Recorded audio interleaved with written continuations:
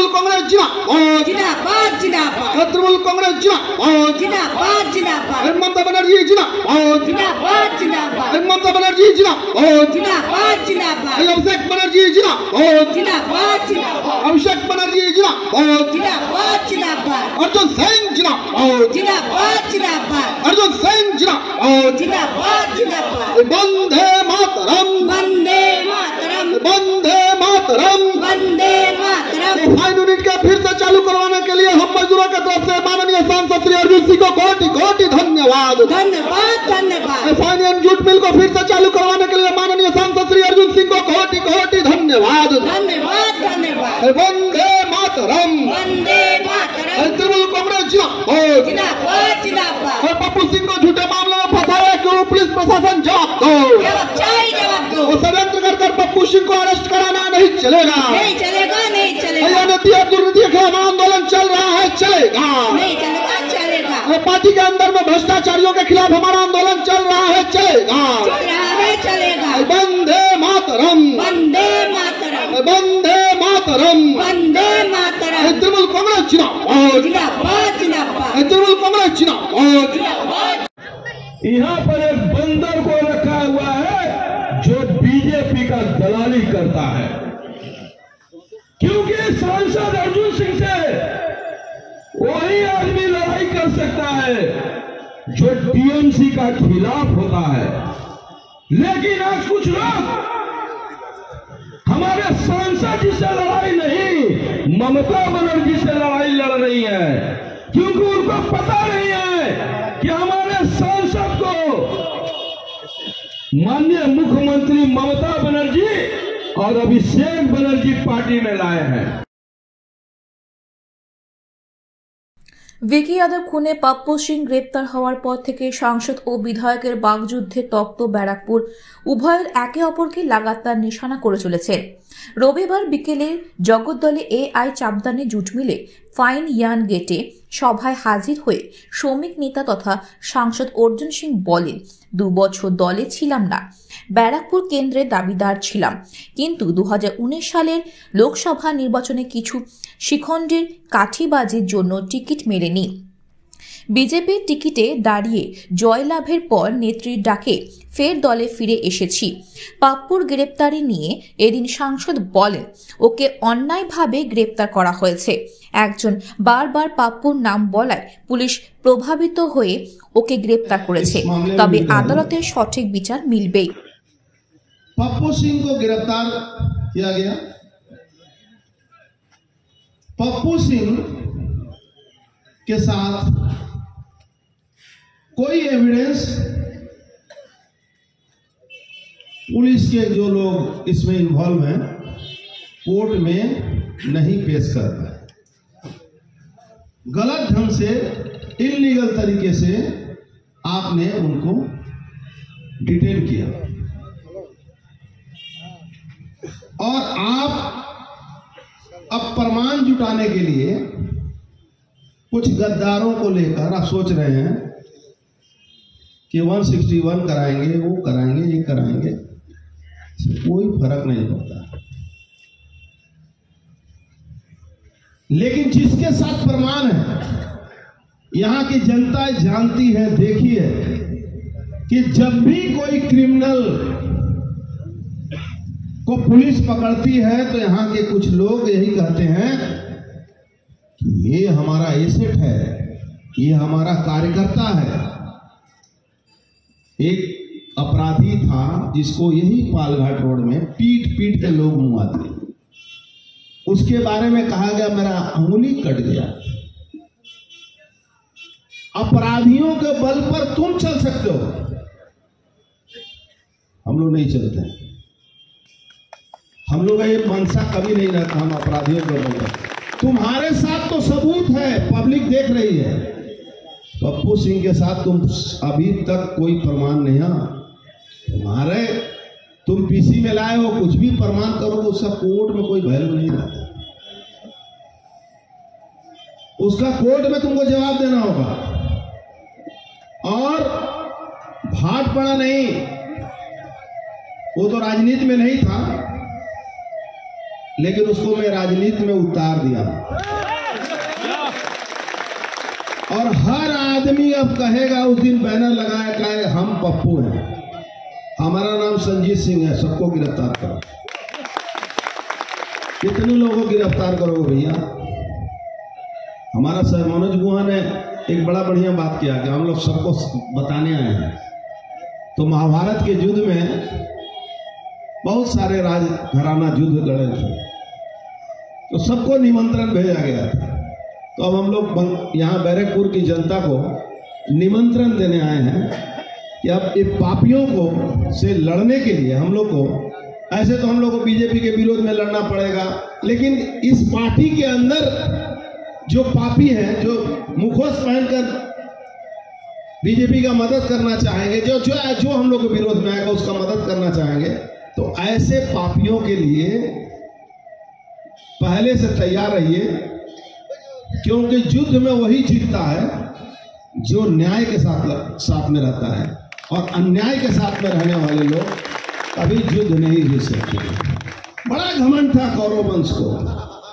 एक शकुनी ने पूरे कौरव वंश को विनाश करने के लिए सारा बुद्धि लगाया और पूरा कौरव वंश का विनाश हो गया। तो जिस तरह से ये कुछ लोगों को सामने रखकर, जो पीछे से, वो कहा जाता है ना कि सामने जब भीष्म पितामह का वध करने को हुआ था, तो भीष्म पितामह को वरदान था कि भीष्म पितामह इच्छा मृत्यु से मरेंगे।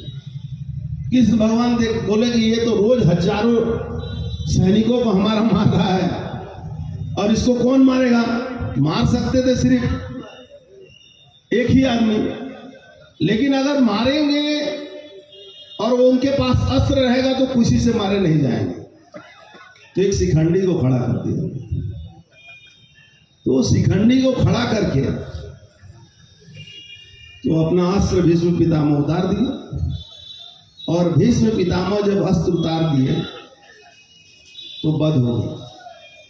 लेकिन शिखंडी को पूर्व जन्म का एक वरदान था, और उन्होंने श्राप दिया था, क्योंकि उनको अपने पुत्र के भीष्म पितामह जो अपने उनके दो ये थे, दो भाई के उनके जो पुत्र थे, कौरव और पांडव, उनके विवाह के लिए उनको लाए गए थे, लेकिन नहीं उनके अपने विवाह के, लेकिन उन्होंने तो आजन्म ये कहा था कि मैं विवाह नहीं करूंगा। तो उस समय वो महिला थी, उन्होंने श्राप दिया था कि अगले जन्म में तुम्हारी मृत्यु का कारण बनूंगी। तो वही श्राप था। तो ऐसा इस क्षेत्र के लोगों को, इस क्षेत्र के लोग सबको जानते हैं, किसका कच्चा चिट्टा क्या है नहीं है, सबको पता है। ये कभी कभी होता है, यहाँ कुछ लोग आते हैं 2 साल 1 साल रहते हैं, कुछ लोग खुश होते हैं, अर्जुन सिंह को बहुत परेशान कर दिया है, मेरे को परेशानी, अभी भी मेरा ब्लड प्रेशर 120/80 रहता है, उसी भी समय मेरा ब्लड प्रेशर माफ हो गया, कोई फर्क नहीं पड़ता है। मैं रोज ऐसा पप्पू पैदा करता हूँ, ऐसा संजीत सिंह रोज पैदा करता हूँ, मुझे कोई फर्क नहीं पड़ता है। और एक बात जान जो, गुंडा के बल पर अर्जुन सिंह नहीं, गुंडा को पैर के नीचे रखकर तुमको गुंडा से पैसा उठाना है, मुझे नहीं उठाना है। मैं किसी गुंडा को कभी उसको प्रश्रय दिया ही नहीं, मेरे डिक्शनरी में नहीं है। लेकिन युद्ध मैंने कभी नहीं छोड़ा। युद्ध में जब से जन्म लिया हूं, सीपीएम के खिलाफ लड़ा हूं, और तुम्हारे जैसे जो मुखोश पहन के, क्या बोलते हैं, मुखौटा पहन के जो लोग कुछ आते हैं पार्टी के नाम लेकर, तुम मेरे लड़ने के काबिल भी नहीं। और जो लोग भी आज टीवी में, मीडिया में बोल के सोच रहे हैं कि मैं बहुत खुश हो गया, बहुत बड़ा बात मान लिए, ये टीवी मीडिया 2 दिन 4 दिन दिखाएगी, उसके बाद पब्लिक तुमको पहचानती है। और इसीलिए जब 20,000 25,000 आदमी का जुलूस जब निकला, तो ये सरकारी लिबास छोड़ के युद्ध करो। सरकारी लिबास में तो गधा भी घोड़ा बन जाता है, गधा को भी लगता है कि मैं घोड़ा हूं। सरकारी लिबास में कोई भी कुछ और सरकारी निवास का क्या है? मेरे अगल बगल के लोगों को झूठ मूठ के केस दो, फंसाओ, जेल में डालो, इससे क्या फर्क पड़ता है यार? हम जो थे वही रहेंगे। अरे सोचिए, एक काउंसिलर से एमपी बने, यहाँ की जनता ने मुझे बनाया। एक काउंसिलर था मैं, और इस बंगाल में जेल में रह के भी जीतने का अगर किसी को उपाधि मिला तो मुझे ही मिला। उस समय वामफ्रंट के खिलाफ लड़ा था, लेकिन मैं जीता था मैं 7,000 वोट से काउंसिलर में जीतना इस छोटी बड़ी बात नहीं होती है। यहाँ की जनता का मुझे प्यार करती है और तुमसे डरती जरूर होगी, लेकिन तुमसे नहीं। ये जो कुछ लोग जो तुमको बचाने की कोशिश कर रहे हैं, जो कुछ लोग हम लोगों के लोगों को परेशान करने की कोशिश कर रहे हैं, कुछ ऐसे लोग हैं, कुछ ऐसे लोगों को पेड़ करके रखा गया है, जो लोग मेरे साथ अगर उनका वो घूम लेते हैं तो उनको परेशान करने की कोशिश करते हैं। तो मैं लड़ाई का हर कायदा मुझे मालूम है। मैं अकेले वो जंग लड़ सकता हूं, क्योंकि लोग घर बैठे मुझे आशीर्वाद करेंगे और मैं वो जंग जीतूंगा। ममता बनर्जी जी जब से वो सीपीएम के खिलाफ लड़ाई लड़ती हैं, तब से मैं उनके साथ हूं। निश्चित रूप से मैं 2 साल नहीं था, इसलिए नहीं था कि मैं डिमांडर था यहाँ का, कि मैं यहां से चुनाव लड़ूंगा। लेकिन इसी तरह से कुछ शिखंडियों के कहने पर उस समय पार्टी दिशा भ्रमित हुई थी। लेकिन उसके बाद जिस दिन हमारी नेत्री ने हमें बुलाकर कहा, सिर्फ एक फोन पर उन्होंने आदेश दिया कि तुम चले आओ, बिना किसी शर्त के, बिना किसी बात से मैं पार्टी ज्वाइन किया। लेकिन जिस तरह से यहाँ नौटंकी हो रहा है, पार्टी के जो नेतृत्व जो देते हैं, जिनको दायित्व दिया गया है, अगर वो लोग इस चीज को नहीं देखेंगे तो कौन देखेगा? तो ये जो कहा जाता है ना ग्रुपबाजी की लड़ाई में पार्टी चुप हो जाए थोड़ा देर के लिए, तब भी हम लोग समझ लें। लेकिन मैं इसी तरह के किसी भी तरह के कोई भी ऐसा काम मैं अपने कार्यकर्ताओं को नहीं कहने को करूंगा। लेकिन इतना जरूर है कि गलत ढंग से पप्पू को फंसाया गया है, और किसी एक आदमी के बार बार कहने से फंसाया गया है। कोर्ट में नहीं टिक पाओगे, क्योंकि जस्टिस आज भी जिंदा है, और इस देश के एक गरीब आदमी, एक सबसे पिछड़ा आदमी को अगर कहीं किसी पर भरोसा होता है तो जस्टिस के ऊपर होता है, कोर्ट के ऊपर होता है, और कोर्ट से न्याय भारत